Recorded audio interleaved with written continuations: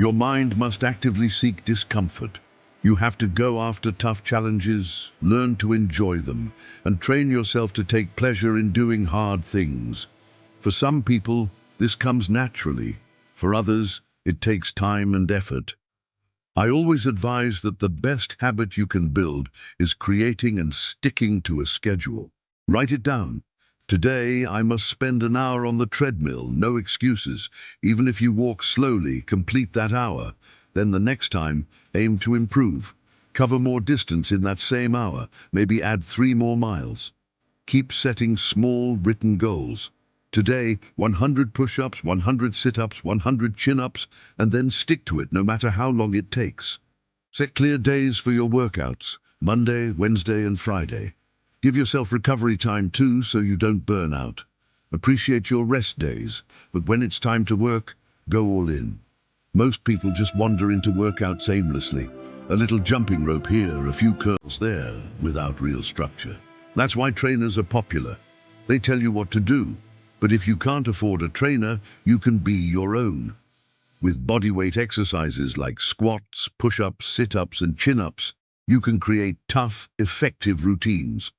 And you'll find plenty of free guides online. Commit, even if it takes all day. Hit your target, 10 push-ups at a time if you have to. Don't half commit. Life's too short. Either dive in fully or move on. I believe that greatness and a bit of madness live side by side.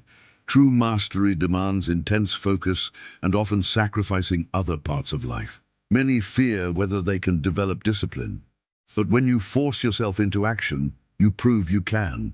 If you do it today, you can do it again tomorrow. Chosen struggles are so much more empowering than one's life throws at you. Start moving, and midway through you'll realize it's not as hard as it seemed, and it's certainly better than the regret of never trying. People often confuse discipline with focus. Some individuals thrive because they're naturally drawn to something they're passionate about, like a golfer practicing daily. Tell that same person to become an electrical engineer, and their lack of passion makes discipline nearly impossible. It's not always about lacking discipline. Sometimes it's about lacking interest. I was never naturally disciplined. I just became obsessed with things I loved. People thought I was disciplined, but in reality, I was just consumed by my passions. Sure, I didn't clean my room, didn't do homework properly, and slacked at jobs I didn't care about. But when I found martial arts, I got lucky. It clicked immediately, and I threw myself into it. Pursuing tough challenges, whether physical or mental, martial arts, yoga, trail running, forces you to build mental toughness. You always have the choice to quit halfway, but sticking to the plan, pushing through, brings a deep sense of satisfaction that says irreplaceable. Some kids never experience it and miss out on realizing their own potential. Hard work leads to improvement, improvement brings success, and success brings confidence. That's a cycle that builds you up. You learn that you can overcome tough situations. Sure, you'll have bad days, but even those teach resilience. That's the hidden value of hardship. It makes you appreciate good times even more. You are not your failures. Your life is a series of lessons. Focusing only on your mistakes is unhealthy. Recognize failures for what they are, experiences you learn from, and move forward. If you repeatedly make the same mistakes, that's a different problem. But if you're learning, you're growing. Learning to endure is crucial. People like Jocko Willink demonstrate this.